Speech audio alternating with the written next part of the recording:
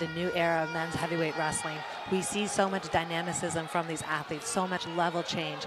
He has had some wars with Gino Petrashvili, which we'll see in the other semifinal match up next. But all of these athletes are just incredible, dynamic giants. They are at 125 kilos. These are big beasts. I like to say it's not your father's heavyweight, where sometimes we think of big guys but slow moving. These guys are both quick-footed and can attack from any direction and from any angle.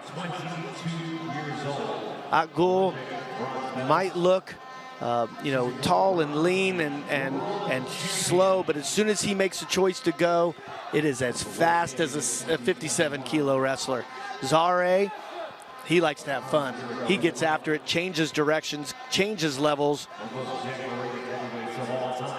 And this 125-kilogram weight class in the quarterfinals, 6 of the 8 quarterfinalists were Olympians.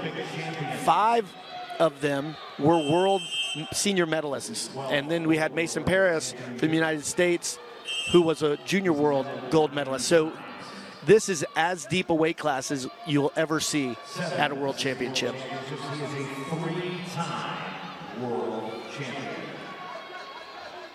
Once again, you hear Jason Bryant in the background talking about AKGUL, 3-time world champion. You can imagine the pressure that's being imposed on each of their necks as we see them leaning into each other and driving and meeting each other's pressure.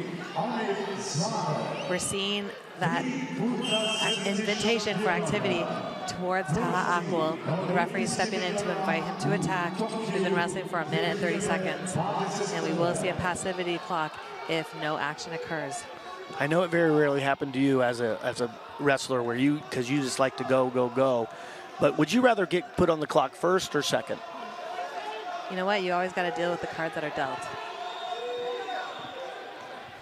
So you're prepared for either. Like it.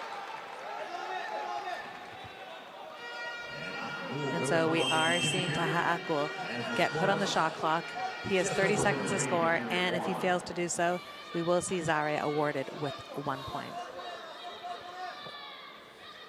There's still a lot of time left in this match, and so for both of these athletes, typically for me, I would say the first time on that shot clock, you're continuing to feel each other out, you're continuing to move, and not so worried about the 1 point differential. Right, because with a 2-point takedown, you're going to get that point anyway. Looking at that in a close match, though, if it goes 1-1, you're going to look at the last point scored. And so you want to get that point on the board early for Zare, but you also want to keep the pressure for the entire bout.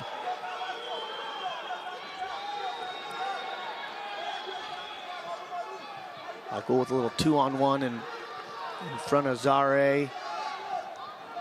And both of these athletes are world champions, so they're no stranger to what it feels like to stand on top of that podium, and no stranger on how to perform in these big moments. And here brings us to the end of the first round. We have a 30-second break and 1 point differential between these two athletes. And right at the end of that period, Zare had dug in for double underhooks. Does that weigh on AKGUL's mind that this happened at the end of a period, or he just goes and fight another period and not, you forget about the past at that point? From watching AKGUL over the years, he is the most dangerous in active wrestling positions. So he's going to need to continue to open up this match, to continue to get into these dynamic positions and really put Zare on his heels. We've seen it before and we'll see it again. The Iranian style of wrestling is own the center of the mat, own the hand fight, dictate the pace. And so both of these guys have their work cut out for him. And back to action, 1-0. For Amir Zare of the Islamic Republic of Iran. Right away, they go chest to chest, digging for hooks, head pulls. And a war on the inside here, looking to get that position to score on his opponent.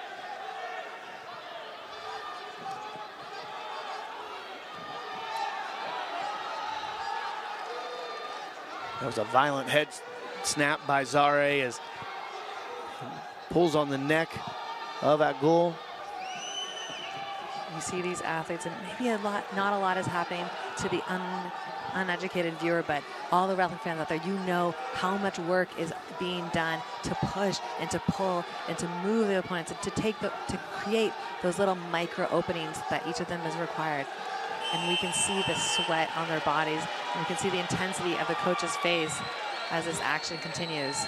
So AKGUL put on the clock again with a third passivity call. And so at the end of this 30 seconds, Zare could be up 2-0. You don't see that very often when there's not scoring going on or even leg attacks. Neither of these athletes want to shoot straight on to the hips and the legs of both of these gentlemen. So on the activity period again is AKGUL. Is that surprising to you? No, so far we've seen Zare. He's been the one who's been stepping forward, been looking for his openings, and so it makes sense. And here we have Zare awarded with that additional 1-point takedown. AKGUL is going to need to create a little bit of space for himself to create those openings, and Zare has just not given him that opportunity yet. We have 1 minute and 15 seconds left in this match. That's a lot of time. It's a lot of action that could happen. Right, and if AKGUL were to score a 2-point takedown, the match would be tied, but with his larger scoring point, he would win by criteria. A nice pull by Zare, not letting AKGUL be in that outside position where he can go to the leg attack, keeping his head in the pocket there, pulling and spinning behind. Wow, Zare with a 2-point takedown takes a 4-0 lead with 40 seconds to go. We see the look of frustration on Taha AKGUL's face. With 30 seconds left, a 4-point deficit. He knows he needs to come up with something special. And we're sitting here next to the Iranian box where they're doing their broadcast, and they are on their feet cheering and getting excited. Zare is a confident athlete. He loves to compete. And at the end of this 10 seconds, I'm interested to see what his celebration will be.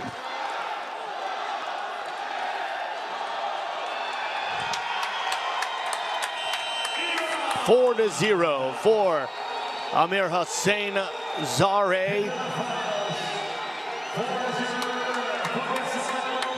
As he goes to his corner.